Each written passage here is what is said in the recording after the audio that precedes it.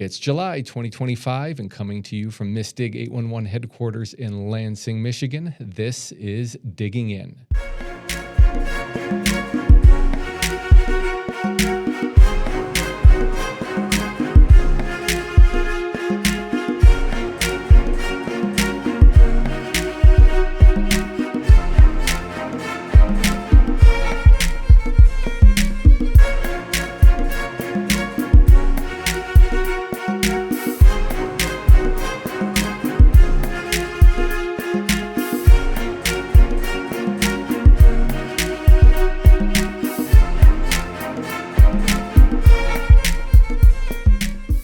Hey everybody, hope you're doing well.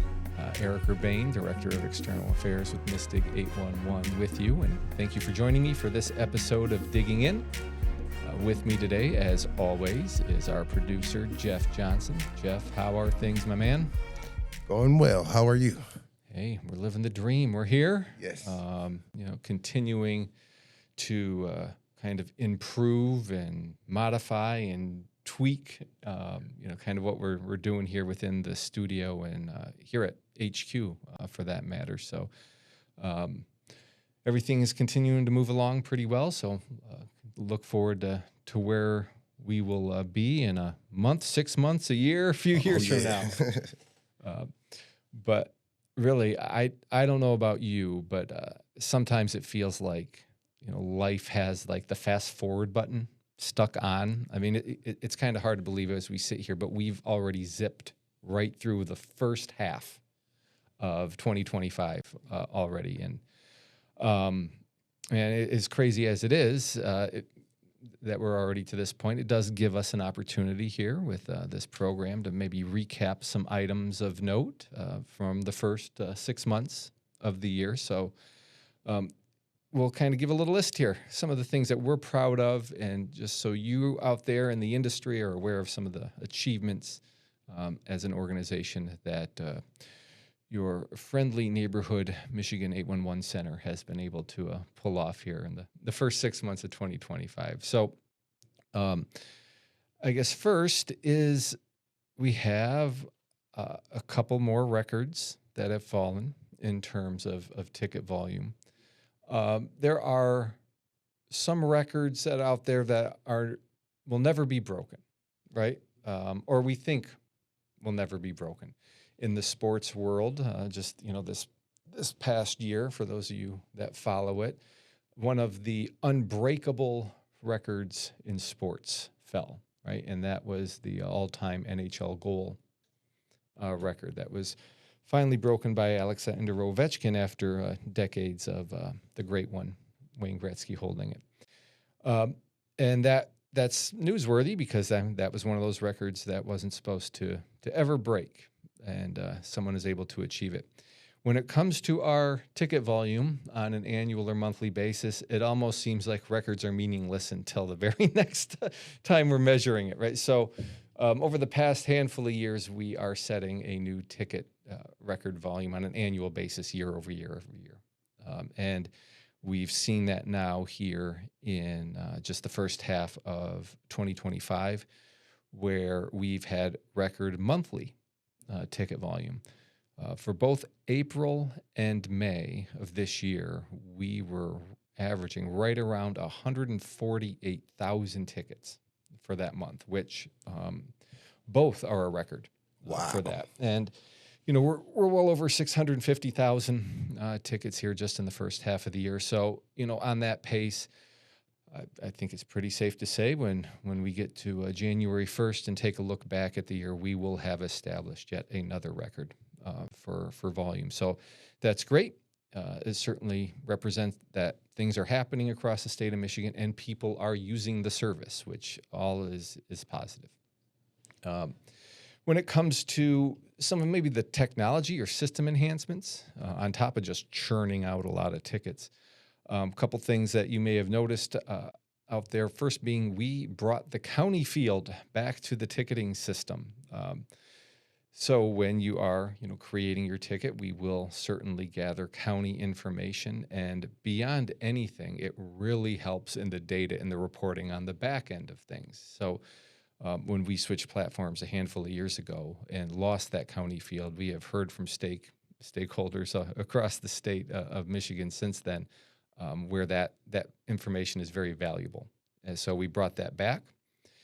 And we're also working on some enhancements or changes to positive response, and specifically ongoing coordination responses when dealing with 180-day project tickets. So those types of long-term projects, large-scale projects, it's not just as simple as just being, work with the locator and the excavator and have everything located on a site all at once. There's a lot of moving parts, a lot of area to cover. So oftentimes there's, conversations and agreements, and we are actually now incorporating that into positive response for just those 180-day project tickets. So it hasn't been established yet, but our team is working currently to have that ready before you know it here. Headquarters here, if you're watching online, is all the renovations that have been taking place since last summer are pretty much wrapped up, and we have a great facility here and look forward to being able to show it off to our stakeholders and the public, and perhaps holding a damage prevention meeting or training here and having you yourself in the facility. So we're really proud of what we've been able to do with this space, and really look forward to many years of utilization. Just in terms of some of our public awareness stuff, we talk, that it's very important to get that message out to, the do-it-yourselfers and folks that just aren't familiar with the industry itself. So we have some exciting and fun things going on this summer. First, we've partnered with and are working with a number of minor league ballparks and ball teams across the state, including right here in Lansing with the Lugnuts. If you come down to a game, you will not be able to miss the Mystic messaging there. Also, we're working with up in the Saginaw Bay City Midland area with the Great Lakes Loons. We have an agreement in place with the United Shores Professional Baseball League out of Jimmy John's Field in Utica, and then also a multi-year agreement with our friends down in Kalamazoo out of the Northwoods League with the Kalamazoo Growlers. So if you checked out our social media, we do often provide some tickets via sweepstakes to these games, and it's just a good way to engage the community on a grassroots level. So we're happy to do that. I've also had a great opportunity to work with a longtime friend of the program, Mr. Adam Helfman, who hosts the Hire It Done podcast. For those of you out there that aren't familiar with Adam or Hire It Done, he's had a lot of success on radio with his home improvement show, but also the service Hire It Done really is looking to connect qualified contractors to those homeowners that have home improvement projects that they're looking to get done.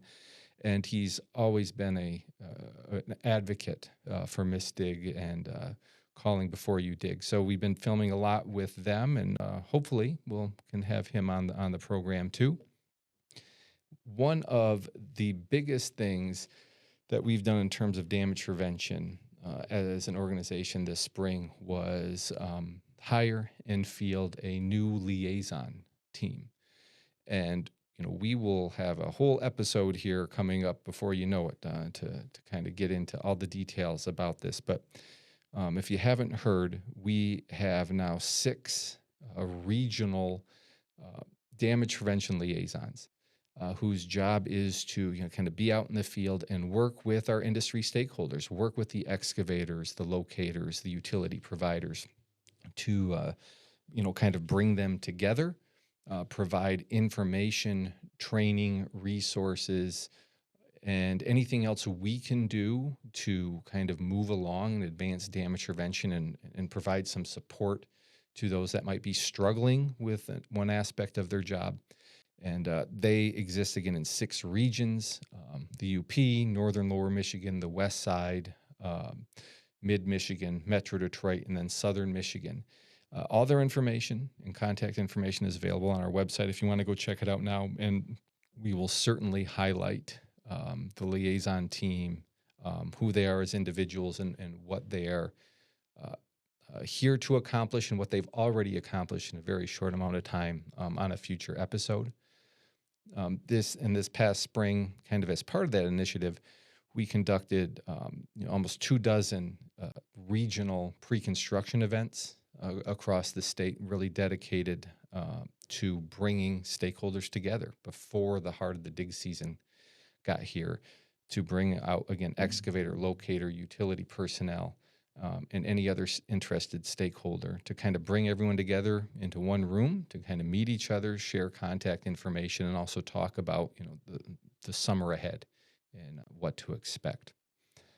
And another little thing, and this is something that Jeff has been very involved in, and something we're proud of, is a kind of an agreement or a relationship with our friends over at the American Rental Association.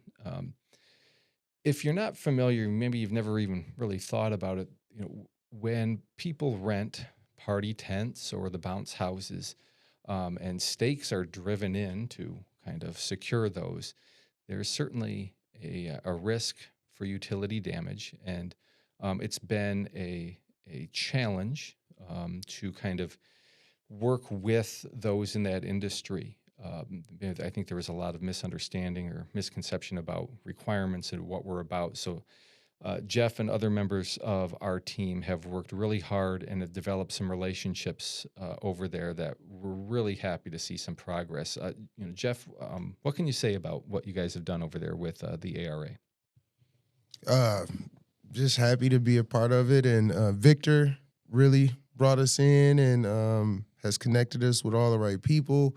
They're very excited about having us create some universal language and training for them to disseminate amongst people who rent from them, so that not only other companies but renters or customers can have that information as well when they come rent. And it's not just with the tents. Victor is trying to expand this into also equipment Yeah. rentals too. So when they have people come rent equipment, they know what the steps are, and what the process is to contact Miss Dig and how to do it. So they want all of that to be involved, and we're working on making micro learnings for them to utilize in their learning management system, so that they can get that information out.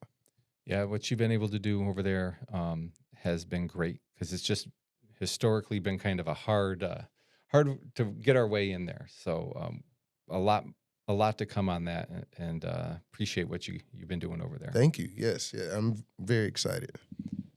Now, I mean, in fairness, there have been a lot of developments, right, or enhancements and activities that we've been involved with so far in 2025, and we will certainly dive into some of these in future episodes. But what I really want to share with all of you today in this episode is, as we kick off the second half of 2025, we have an announcement, and it's really a save the date announcement. So open up your calendars and mark yourself busy for February 3rd and 4th of 2026. Why, you ask? Because we will be holding the first ever Great Lakes Damage Prevention Conference and Expo here in Lansing at the Lansing Center. Now, this event is really the reimagination of our annual membership meeting and conference that we've held in conjunction with the MIDA conference the past several years in Mount Pleasant. If you've attended that event in the past, you're familiar with the fact that we will give our organizational updates and financials as part of our required membership meeting, and then provide a variety of damage prevention related sessions over a day and a half. Many of these sessions, have been led by Mystic team members, with some sessions, info provided by, our wonderful partners in the industry. The plan for February, as we look ahead, is still to conduct our membership meeting and offer sessions, but we want to do it on a larger scale. We plan on doing that by offering more education sessions, with the plan of conducting 20 over the 2-day event. We'll, of course, provide some MISTIG training, but really want to emphasize on some emerging technologies, regulatory issues, best practices, and everything under the sun. Now, the plan is to offer sessions by track based on stakeholder groups. So, we'll have numerous sessions for the professional excavator, some dedicated towards utility provider, the locator and surveyor, as well as emergency responders. So we're going to have certain sessions that will be tailored directly toward those industries, but of course, any attendee is certainly free to participate in any session or meeting or event or demonstration that they feel that they will get some value out of. We'll continue to share details and updates throughout the remainder of 2025, of course, but for you out there, if you have a project that you are a part of and you think that the rest of the damage prevention industry could really benefit from hearing about, please let us know. We'd love to have you part of this and lead a session. You can email us at the show. If you email education@misdig811.org, tell us all about it, and we'll be happy to work with you, see if that session works within the expo, and we could have you kind of lead a session and teach us all a little bit something about something that you are working on.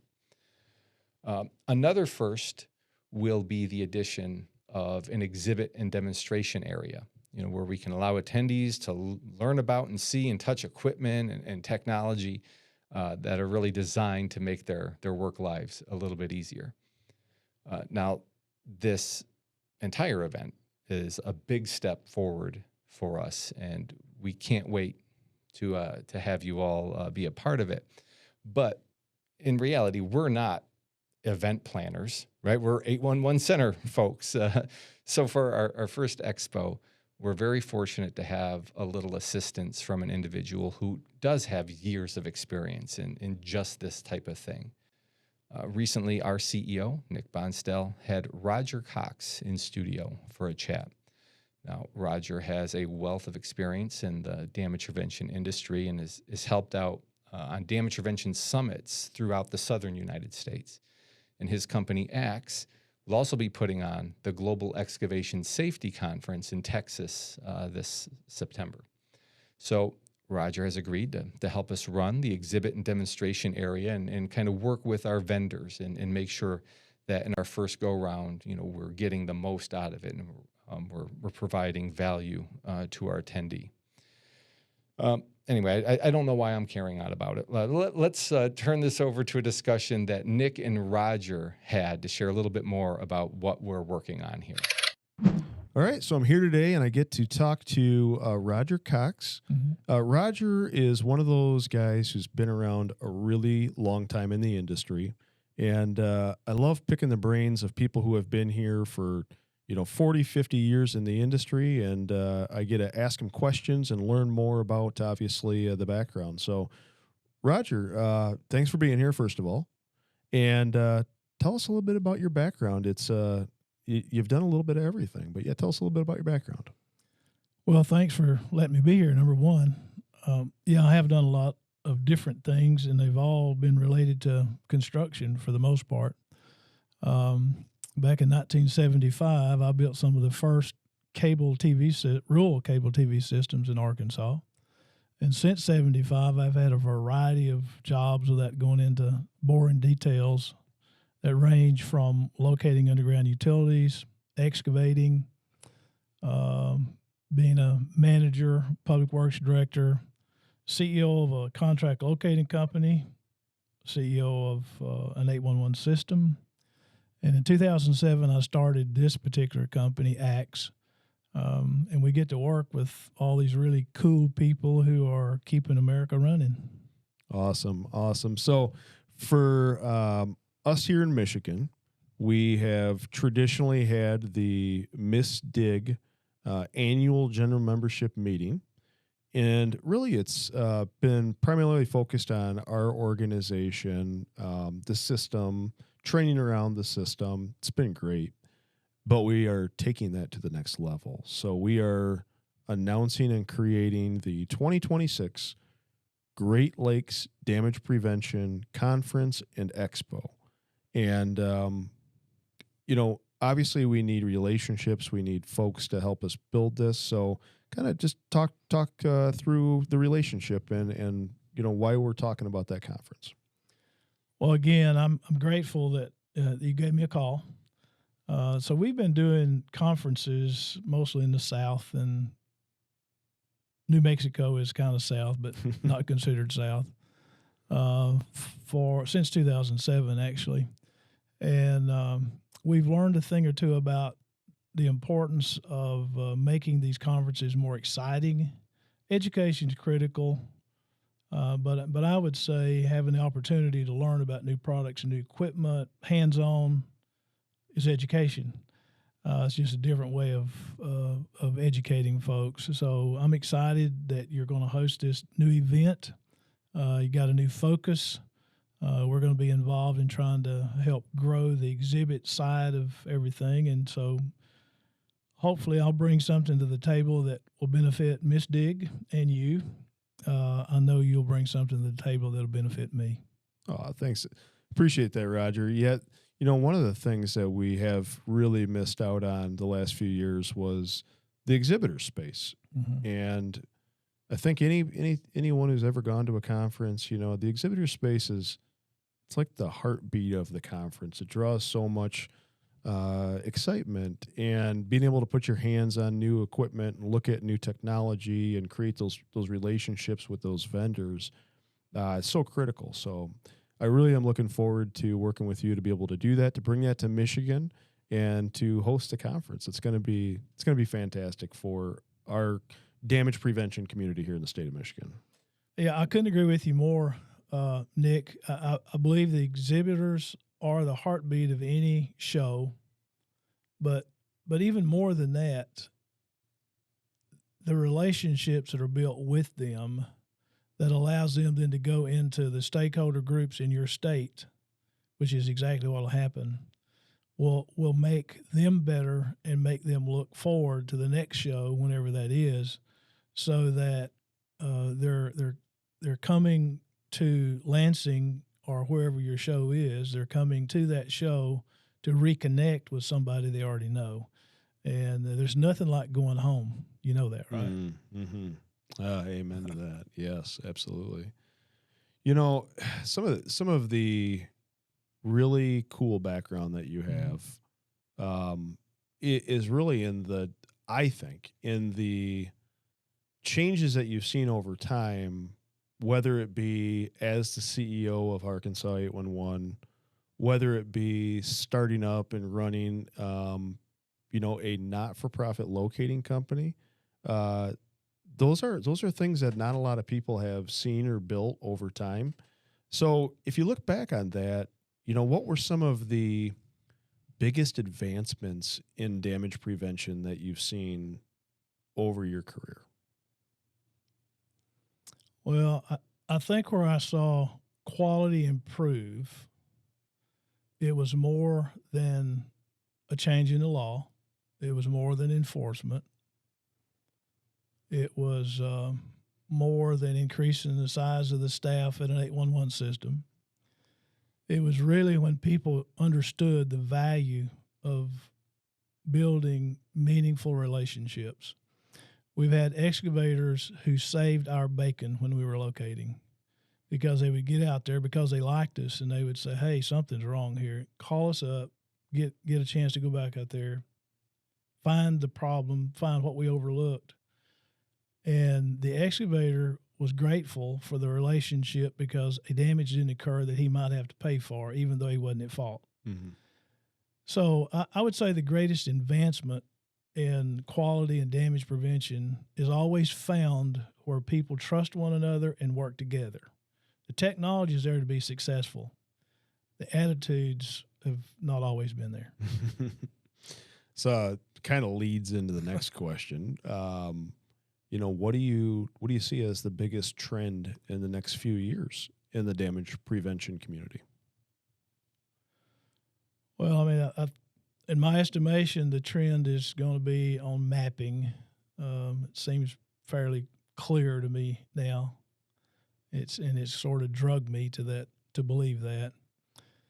But again, I want to say, in spite of all the technical trends that we've just got to figure out how to work together more closely and to really trust people in spite of the unreasonable deadlines that have been placed on us as excavators and as locators.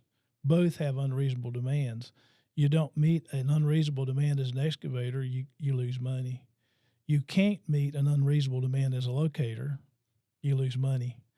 So what we've got to do is to manage the unreasonable demands, find out why they are.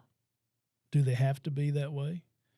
So what we're fighting is not just damage prevention. We're fighting a product of being an American, and that's competition. Mm-hmm. And the utility owner operators not holding me accountable often enough.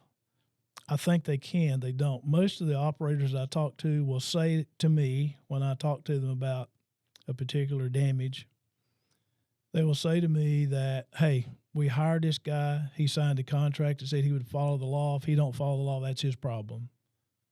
Well, no, it's everybody's problem. Mm-hmm. I don't know where the problem starts, but it's everybody's problem. So accountability has got to be in that, not just a contract. You got to act a certain way. If you stay at my house, I got certain rules. Yeah.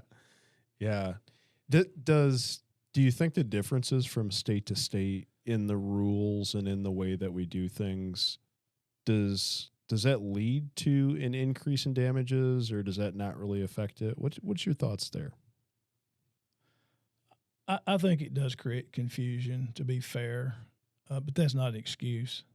If I'm an excavator and I'm working in Michigan and I end up going to Texas, I would think that I would know better than to assume that everything in Texas is done like it's done in Michigan. Hmm. I think as an excavator, I would know that there's an 811 system in Texas. Contacting them to find out what the rules are would probably be smart. You can go to the website and find out, but you know what? Every 811 system I know has somebody that will talk to you about it. Hmm. They'll share the rules with you. And the rest of it is up to us. Mm-hmm. But I think it can be confusing. I don't think that's an excuse for the failures we're seeing. Okay. How about and I'm gonna kind of pop this one on you. I know we haven't really talked a lot about this over the last day of being together, but one of the things that I look at is the advancements here in Michigan. We've had electronic white lining since 2022. So for about 3.5 years, we have done electronic white lining. And when I look at that from a technology change or a efficiency change, our system used to be largely dependent on the overall parcel and then added information that would give more direction. Electronic white lining was really going to be cutting down on the grayness in that information, being more detailed about where that project is, more specific. And it was supposed to increase the efficiency of being able to get the resources where they needed to be. I don't know if we've totally seen the outcome play out like that. Just what are your thoughts on electronic white lining overall? And is it something that leads to efficiency in the long run? Or is it just another technology tool? Well, I would say the hope is that it leads to greater efficiency. Logically, I would expect it to, if we don't create so many liability statements and so many exceptions and limitations to the process, that it can't be as effective as it ought to be. I mean, as both a locator and an excavator back 100 years ago, I will tell you that it was always helpful if I knew if you were working in the front or in the back. And that's the only place you were going to be. That was helpful as a locator. As an excavator, if the process is such that I can do it without having a degree in some science that I'm not qualified to have a degree in, Sure. and make it simple enough for me to make that mark, I can figure the map out. Mhm. So if we can make that simple enough that I can do that, I can help the locator out. And I'm glad to help the locator out as an excavator. But if it becomes a burden on me as an excavator, then I'm probably not going to be as accurate as you want me to be. Yep. I think the potential is there for it to have a significant impact on damages, Mm-hmm. but I don't know that I've seen data yet that shows that we're seeing that. Yeah. Yeah. I mean, and your point's well taken too, from a user experience. Most people have used Google Maps, so the ability to be able to overdraw like a circle on a Google map, that's the user experience that they're looking for. So I think we're getting closer. Definitely makes sense. I mean, some of these parcels are acres, Yes. and to be able to say, hey, I'm planting a tree right here, Right. that's great. So we'll keep working on that. Tell us a little bit about what you got coming up in September. So you're going to be down in Texas. What's the organization doing? Why should people pay attention? Tell us a little bit about that event. Well, thank you for asking. So we're going to host our first global damage prevention conference. We call it global because we wanted to differentiate it between everything else that we're doing, because we host state summits and have since 2007. Within the last year or so, we purchased some products and services that became available to us. And some of those products and services are kind of under the radar. But this global conference, to me, was an opportunity for us to invite folks from all across the country, frankly, from across, the globe, to discuss damage prevention from a unique perspective, hopefully with a focus on solutions rather than just data. Okay. I'm a member of CGA, have been a member of CGA for many years. Yeah. I believe in the work CGA started, still believe in CGA today. Having said that, my goal is to create a conference where we can talk about things that are just suggested at other conferences. Sure. It's rawer. Being raw, we're apt to make mistakes or say something that hurts somebody's feelings without any intention of doing that. Yeah. But I think until we really get down to where the issues are, we're not going to solve them very well. So we're looking forward to it. We're inviting stakeholders from all across the country to be there. We hope we've got a good number already signed up. Our exhibit hall is filling up.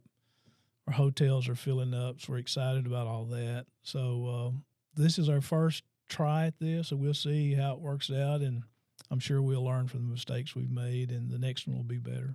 So if folks wanted to learn more about this event in September, where would they go to find that information out? Well, probably the easiest way is to go to our website, which is actsnowinc.com. That's ACTSNOWINC.com. And when you go to our website, you'll see the Global Summit right at the top. Awesome. And really looking forward to seeing you and your team there in September. We're going to be bringing down some board members, some staff, and being able to look at the new exhibits and participate in those discussions. We're really looking forward to that. So, well, I would like to invite you to do that. Give me a chance to let me introduce you to some of our exhibitors that we may be trying to bring up here to your show. Yeah, back to Michigan. Yeah, absolutely. So it can be good, and again, in the spirit of cooperation and helping one another get better. That's the way we ought to approach it. Absolutely. Well, this has been Mr. Roger Cox with X Now Inc. And Roger, really have appreciated the time we've spent together. Look forward to the relationship in the future, and good luck on your conference this year. Appreciate it. Thank you kindly. All right. Take care. All right. Great information there. And again, folks, keep your eye out for information regarding the Great Lakes Damage Prevention Conference and Expo that will take place February 3rd and 4th. next year right here in Lansing. So with all that, we have come to the end of this episode of Digging In. Thank you so much for joining me. And we'd love to hear from you. And we'll be happy to tackle topics that interest you. So if you have a question or feedback for us, please shoot us a comment here on YouTube if that's where you catch the program. Of course, you can email the show, again, at education@missdig811.org as well. And of course, anything MissDig related can be found by visiting missdig811.org. We'd also love your help with growing this podcast. Please like and subscribe and share with your coworkers and associates who could really benefit from learning more about 811 and utility damage prevention and excavation safety. We'll be back with another episode before you know it. But for now, for our producer, Jeff Johnson, this is Eric Urbain signing off, reminding you that safety is in your hands. So contact MissDig 811 before every dig, every time.